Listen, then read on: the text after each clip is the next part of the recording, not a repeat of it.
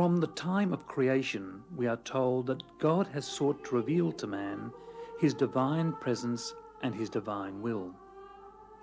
In the Bible and in the lives of the saints, we read of how that revelation has sometimes been through visions or prophetic dreams.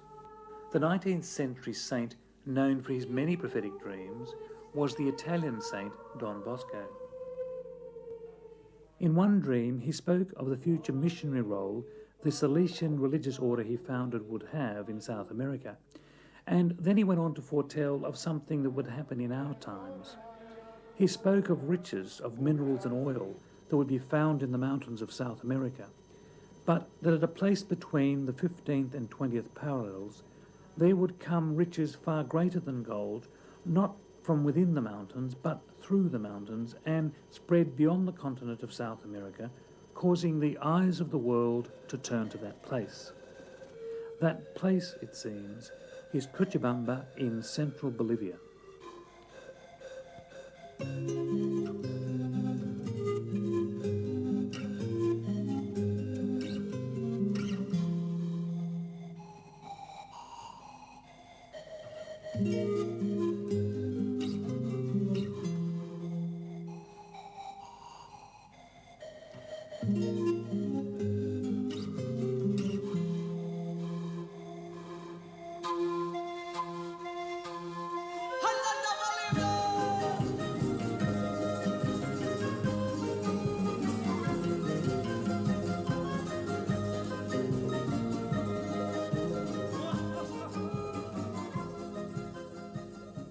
What Don Bosco meant when he said that there would be riches more valuable than gold that would come through the mountains of this place has never been understood.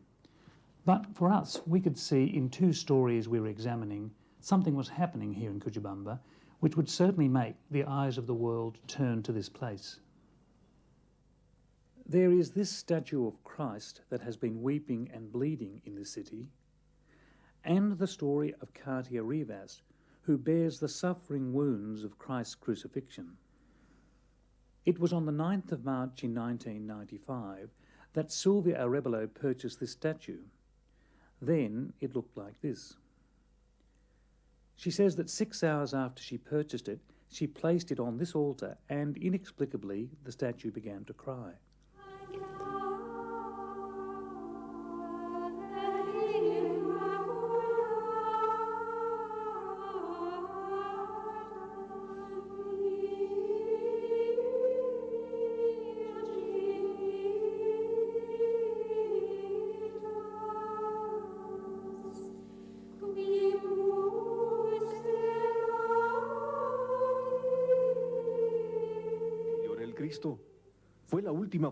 Cochabamba Television presented the story just after it began. Their reporter told us of how he saw and filmed the statue weep first what seemed tears and then blood. He produced for us to see the cloth he used to wipe the statue at the time of the bleeding. For us, it was an experience that is just unbelievable.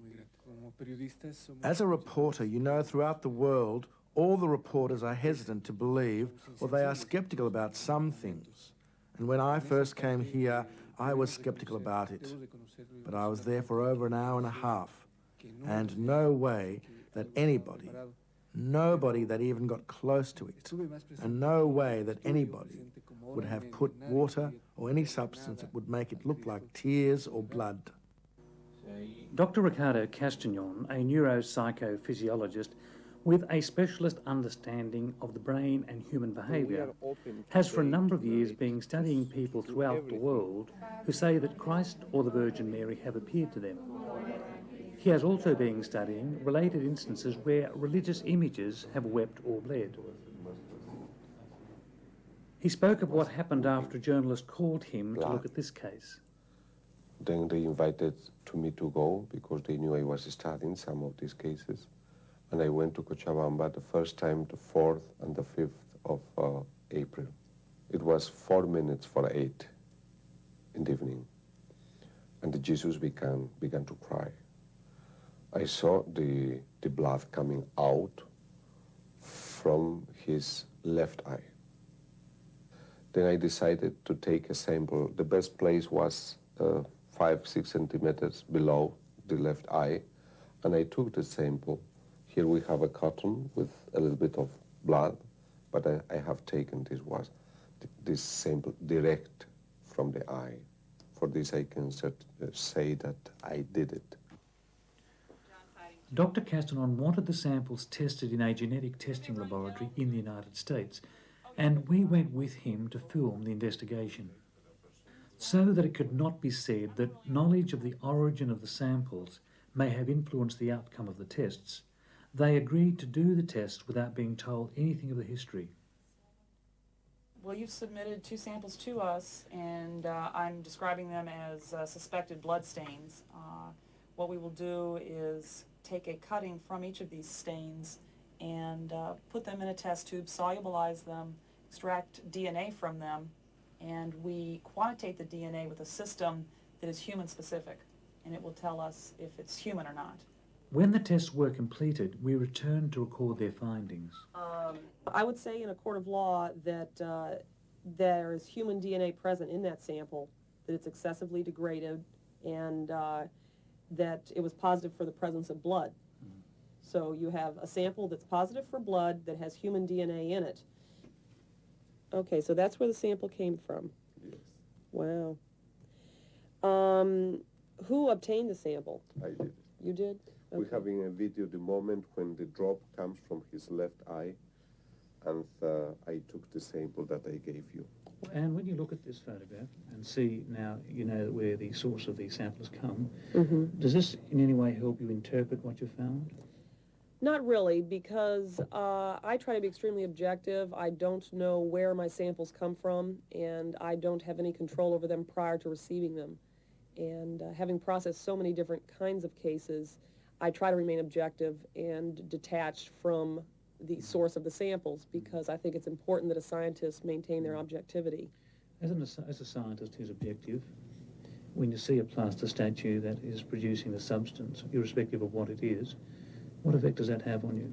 Well, I think it's an impressive phenomena, and I think reproducibility is a cornerstone of science, and if you can reproduce this phenomena of, running a test, getting a sample, rerunning it, and offering it to other scientists and say, can you rerun this and reproduce these results? That is very important. If you want to have reliability and people to believe your test results, you should be able to reproduce them. To gain another opinion about the blood as they suggested, we gave further samples to an Australian state government forensic testing laboratory. It's a very small sample. I'll first remove the fluid from it.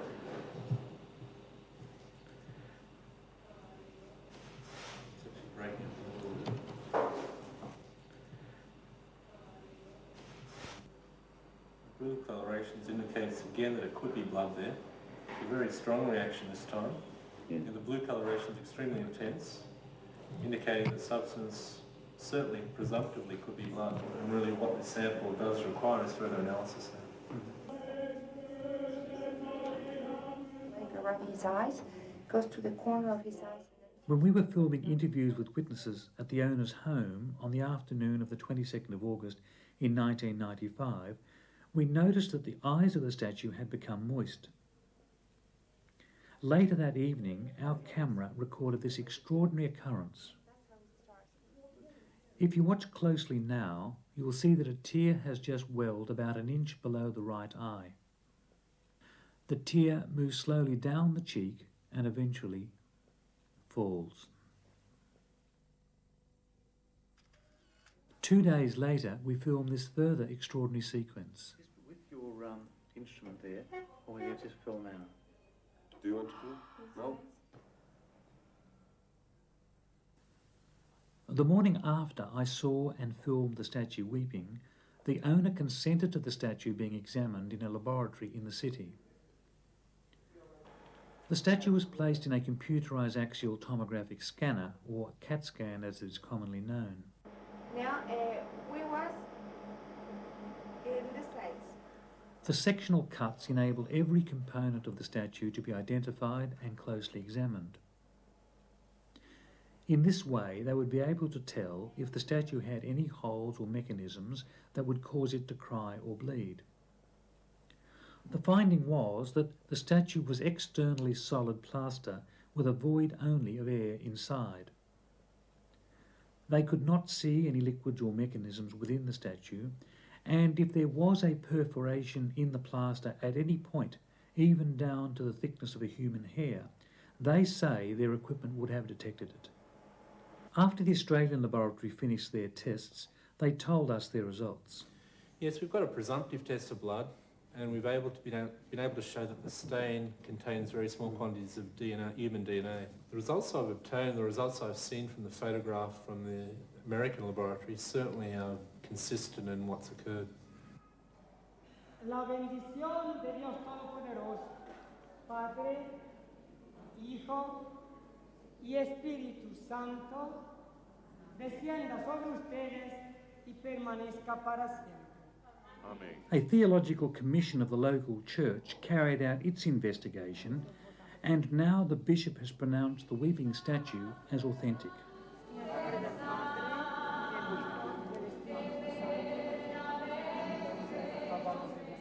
He has sought from the Vatican the conditions for it to be declared as a signum Dei, a sign of God. The statue of Christ continues to weep in a way that science cannot explain. The meaning perhaps is in its poetry, standing as a sign of Christ's living presence amongst these people. Equally remarkable as a sign of Christ's living presence in Cochabamba is what we see happening in the life of Katya Rivas. Katya's worldly life took a change when she began to have some very special supernatural experiences. We had studied already some visionaries in other countries. Then a priest told me, there is a woman in Cochabamba who says she receives messages from Jesus and the Blessed Mother. Can you study her? Then I went to visit this lady. I have to tell that I was a little bit skeptic because she was married 3 times. And normally we have the idea that a woman who is in this way is difficult to be a messenger of God. Then I went with that idea, even if as a man who's studying her I shouldn't go, but I have this feeling. But I wouldn't decide anything. The priest told me, can you study her? Then I arrived to Cochabamba the 24th of June, 94. I had an interview with her for a long time, many hours. And I didn't see that she was lying. But in my opinion, when I study a person, I make something that we call dépistage.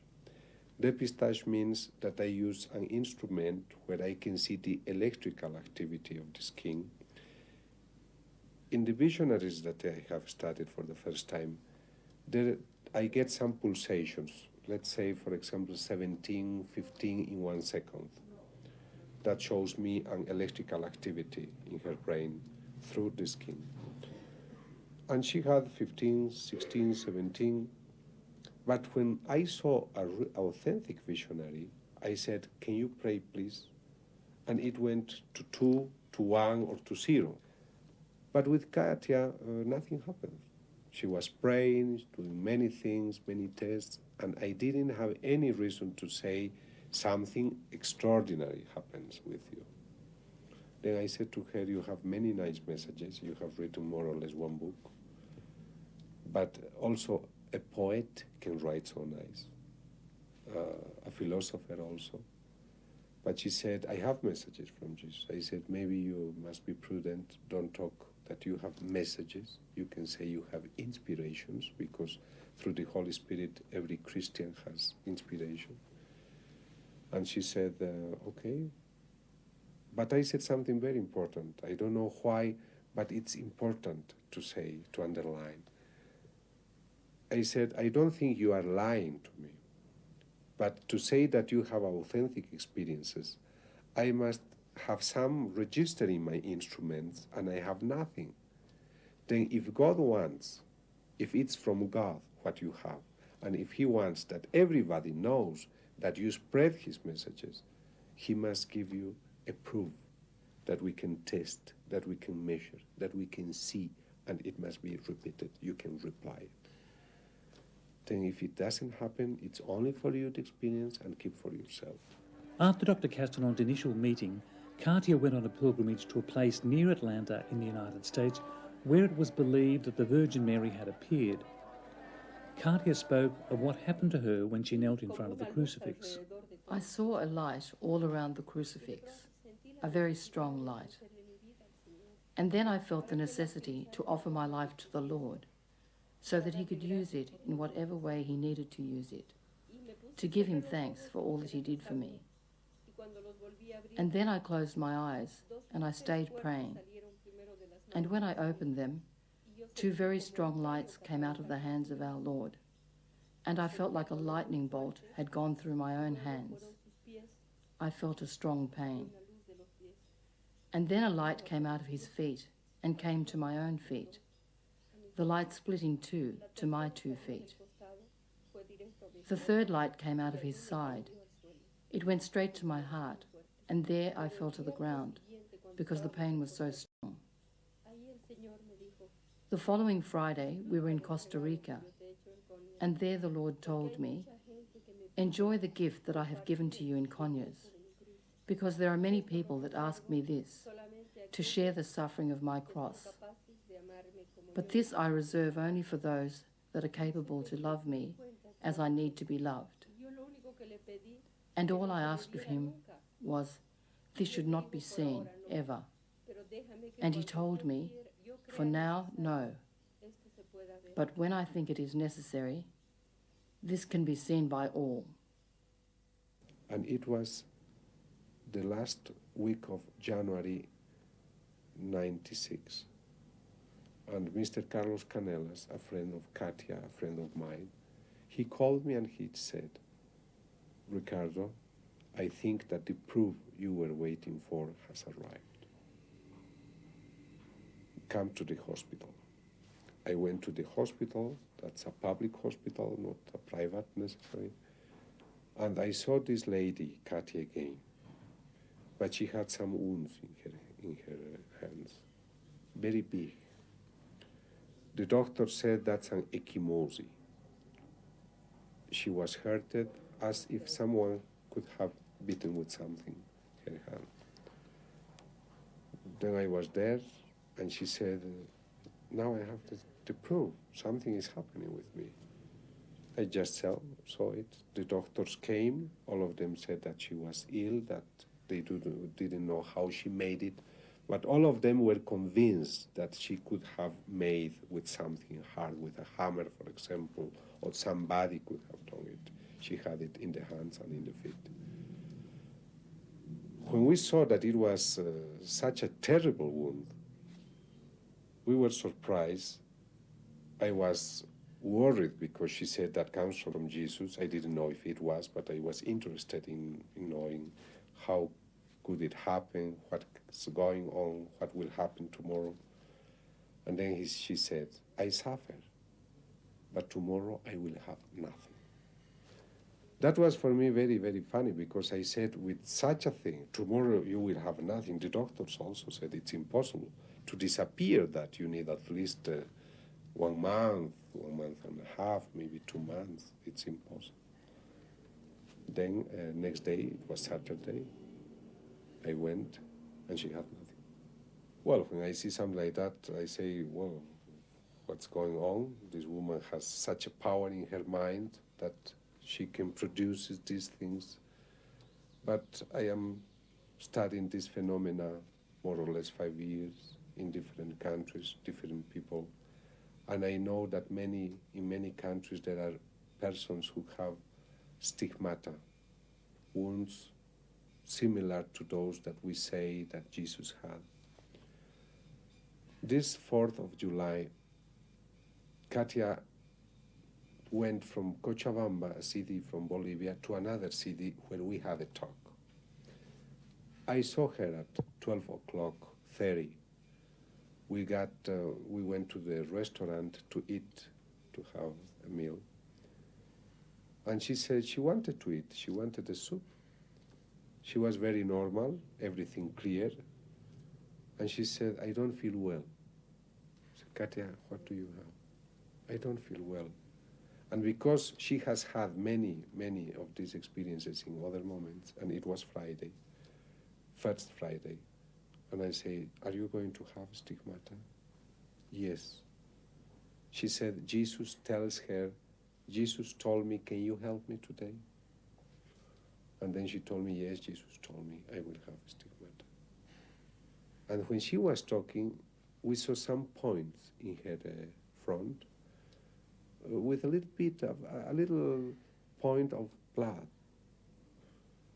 Then we knew that she was not feeling so well. She went to her room, and maybe 20 minutes later, from the front you could see some blood coming down, and the hands began also to bleed in both sides, and also the feet. And she began to suffer a lot. We have made some shots of that, maybe you will have the chance to see. And she suffers as a person who is dying because she has no air, she cannot breathe. And I saw the process, the complete process, especially that day, the 4th of July, I was witness from the beginning to the end.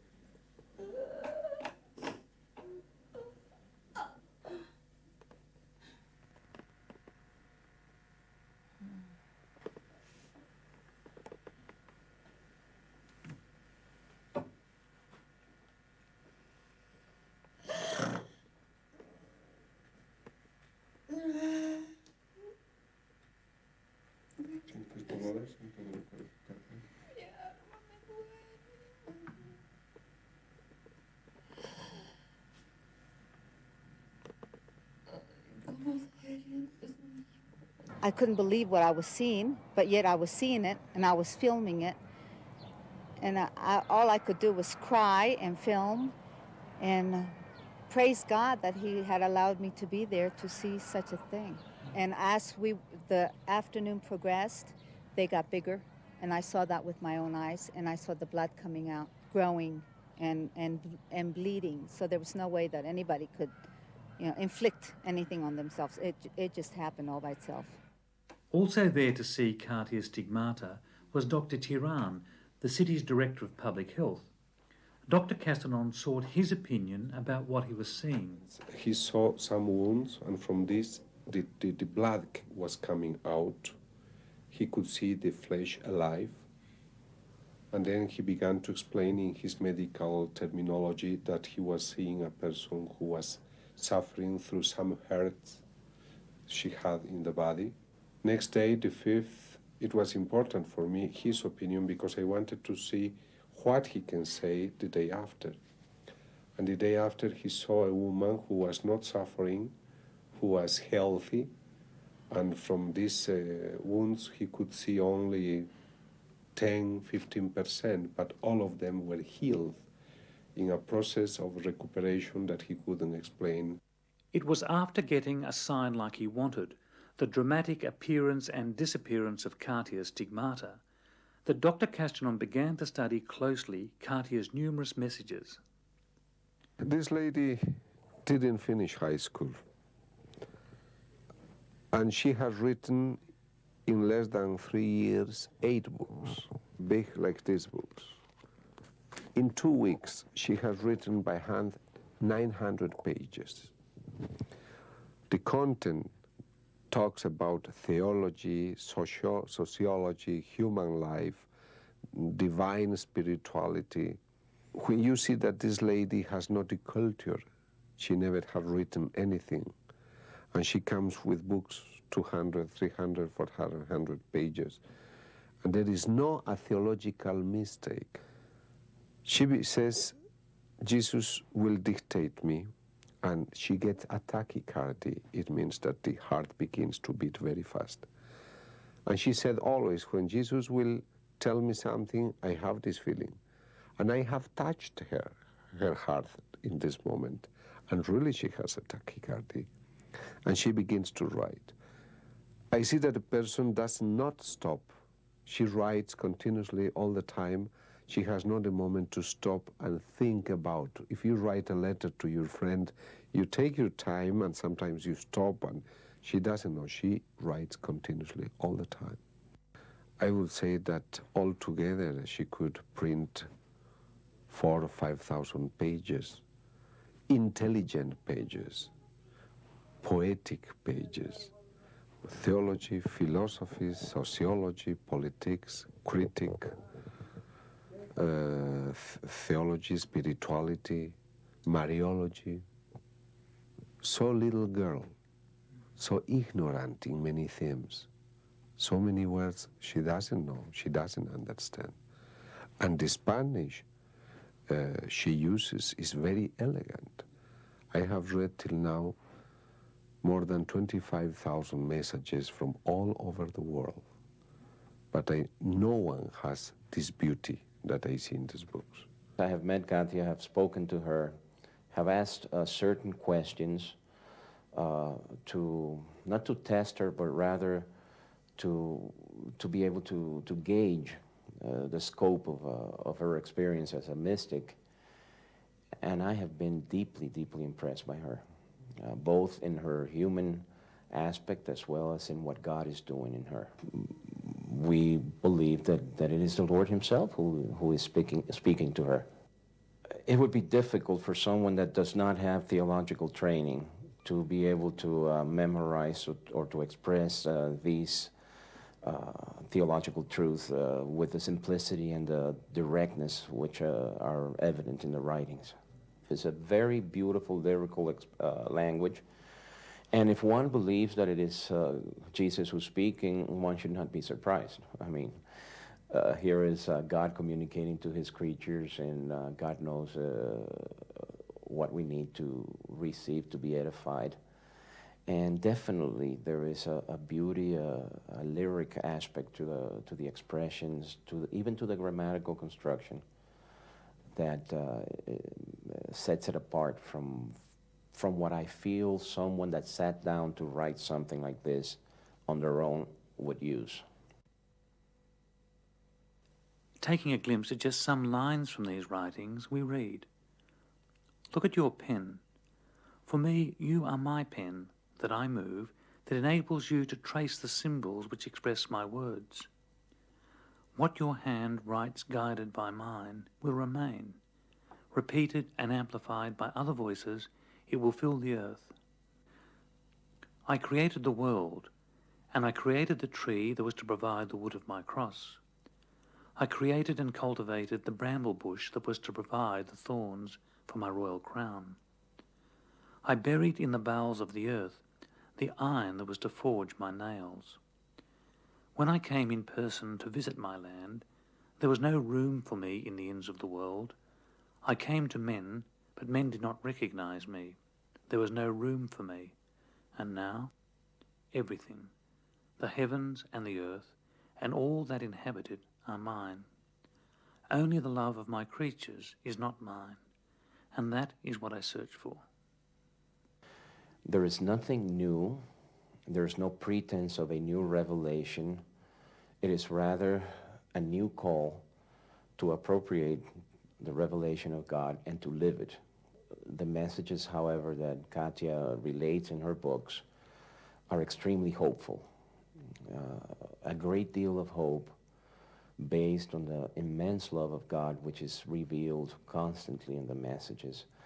A God of immense mercy, but at the same time a God of justice who will not violate our free will and will indeed allow us to reap the fruits of the seed that we plant in our own lives. And so, in a sense, we are the ones that are called to make a decision.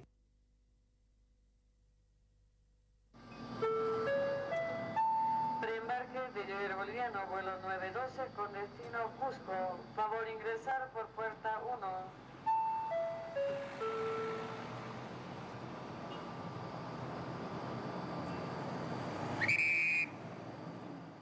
Our research on what was happening here in Cochabamba we put to Mike Willesee, one of Australia's most senior journalists. Mike remained sceptical but did accept an invitation to come and see for himself. He travelled to this rural location on the outskirts of Cochabamba, a place where Katya said the Virgin Mary would appear to her that day. I was sceptical. I was sitting on the fence, and I didn't believe. After 35 years of journalism, I think I know something about people, and I wanted to see for myself what sort of people these were. You know, is it ego? Are they trying to start a cult? Is it money, like we see so many? Are they trying to make money out of it? So I watched for some days and didn't see any example of this. Instead, I saw humility and prayerfulness, so I was quite inclined to believe that I was seeing a matter of truth. But when Katya dropped to her knees, and I happened to be watching as she dropped and stunned and fell back, and it was certainly very impressive, and very few actresses could have done it, but it still didn't prove to me. All I saw was a very credible performance by Katya, but I still had an open mind. But during the day, which was a fairly warm day and a long day, we travelled a long distance that day, I noticed she kept wiping her hands, and I wondered what this was about. Most people didn't seem to notice, but I noticed that Father Renzo was sneaking her tissues while they were praying, and she was giving back the wet tissues. It seemed to be bothering her all day, this wetness from her palms, which seemed beyond what you would expect of perspiration. She wasn't perspiring from the face, or if she was perspiring from her body, it wasn't showing in her clothes. Late in the day, we went to a church. We were going on the way back to Cochabamba from the country, and I saw her getting almost irritated because she was running out of things to wipe her hands. So I passed her a cloth, and almost absent-mindedly, she wiped her hands and just passed them back to me, a little thank you. And I smelt it, and I was completely astonished. It was a fragrance that I don't believe was man-made. And I don't believe a fragrance can come from any part of the body after a hot day's traveling. A quien yo le he dado más, el Señor dice, le voy a exigir más. Entonces, cuidado, nos diga, tú has estado en las apariciones, has escuchado mis mensajes y no me ayudas. Entonces es una invitación a que todos ayudemos a una cosa concreta que hoy la pedimos, y es el Día del Rosario. Y la otra cosa que ya nos ha pedido hace 2 años es que hagamos la... It was beautiful, it was a fragrant oil, and I just cannot think of any rational explanation for that. And that was the first time for me I thought something supernatural is happening here. Mike now wanted to know more about Katya Rivas. He began by looking for ways to test her and her experiences. He speaks English also. The Fox Network of America heard of Mike's interest in Katya, and they engaged him to produce a 2-hour primetime special called Signs from God that was to feature Katya's extraordinary story. On Good Friday, Mike and his film team arrived, hoping that Katya that day would have the stigmata. For me. So, Katya, from that message, you completely believe that the day after that Corpus Christi feast day, you will have the stigmata. Tú nos das a entender que después de este mensaje en la fiesta de Corpus Christi al día siguiente, tú tendrías las estigmas. Eso es lo que yo también entiendo. That is also what I understand. That will give us a lot to think about. Eso nos daría muchísimo para pensar. A mí también. And also for me, yes. Gracias. Thank you very much. We went there on Good Friday, believing that Katya would have a stigmata on Good Friday. There were a lot of reasons for it. We weren't told that, but there were a lot of reasons for us to presume it. She'd been having stigmata on Fridays, and Good Friday is the day of Christ's crucifixion. We expected it. We expected it too much. And it didn't happen. But Katya said she had a message from Jesus that afternoon and said, don't be disappointed, have faith. Come back the day after the feast of my Corpus Christi, that is the feast of his body and blood. That was 2 months away. And we did. The Fox network that we were dealing with said, can you really believe that? We're starting to have doubts. And I said, well, everything we've been told so far, when Katya has said she has a message from Jesus, has come true, and I'll certainly be flying all the way from Sydney to Cochabamba to be there on that day. And we did, and at 12 o'clock, as predicted, on that day, the stigmata started. But the very fact that she predicted the date 2 months away and the time, and it happened, lends a lot of credibility to what we saw and what we now believe. No creo que claro es mejor que... No.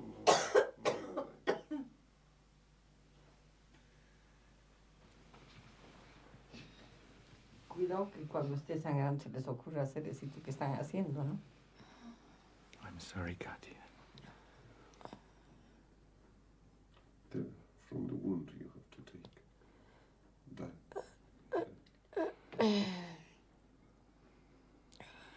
Decía, danos hoy nuestro pan de cada día. Perdona nuestras ofensas.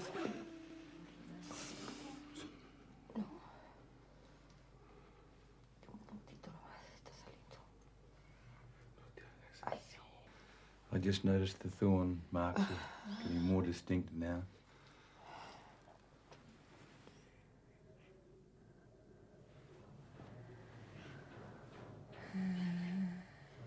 Mis pies me duele mucho. Her feet hurt a lot. Padre.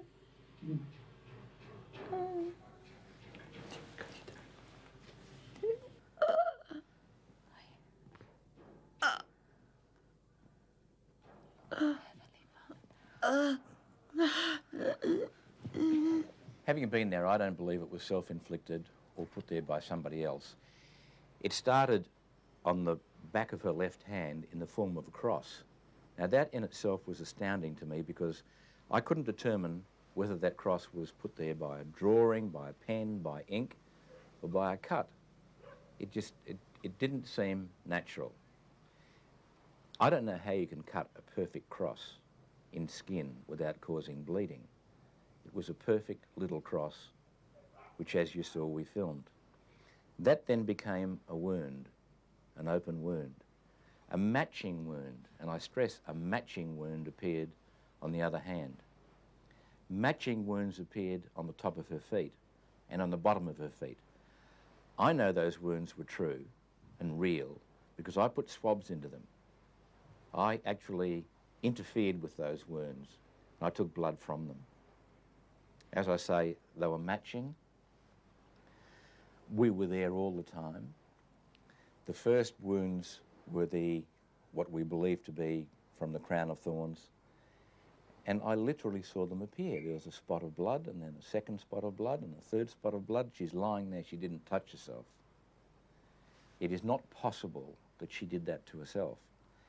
And if somehow, beyond all our belief or all our credulity, she did that to herself, when we went back the next morning, the forehead was clean, no wounds. The hands were clean, no wounds, but now 2 crosses. You would not describe them as wounds.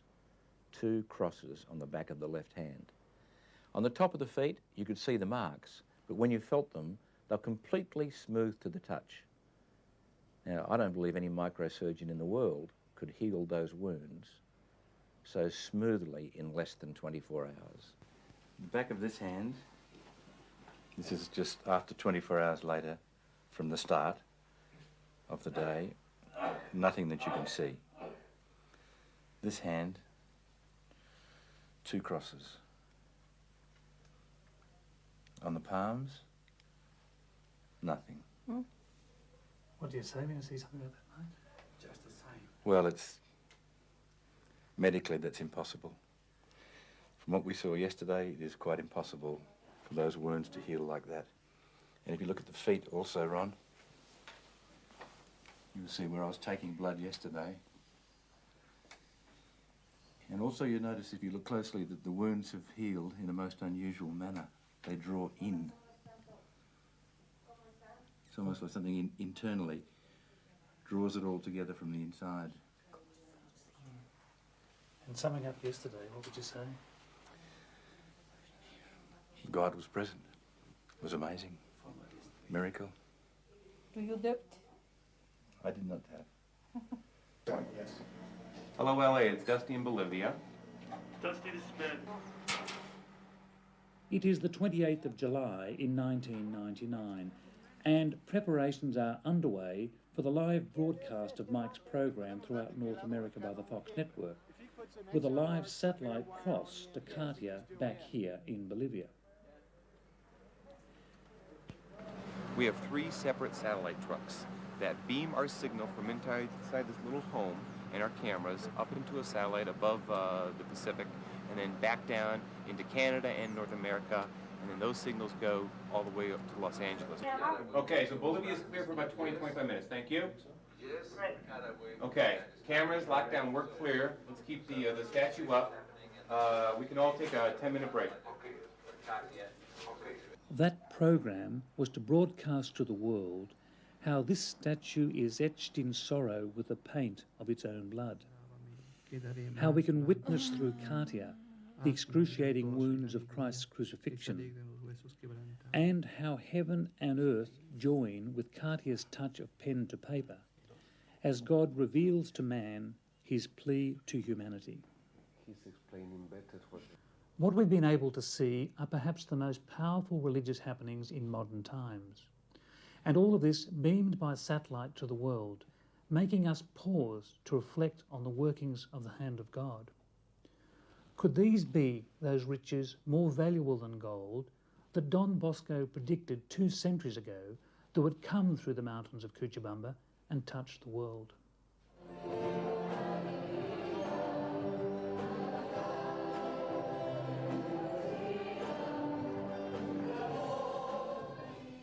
Convinced that Katya's messages are from God, and convinced that they will have an immense impact on the future of everyone, Katya's bishop, Monsignor Fernandez, called together this international congress at which the church, the state, the army and the president joined in a public demonstration of faith.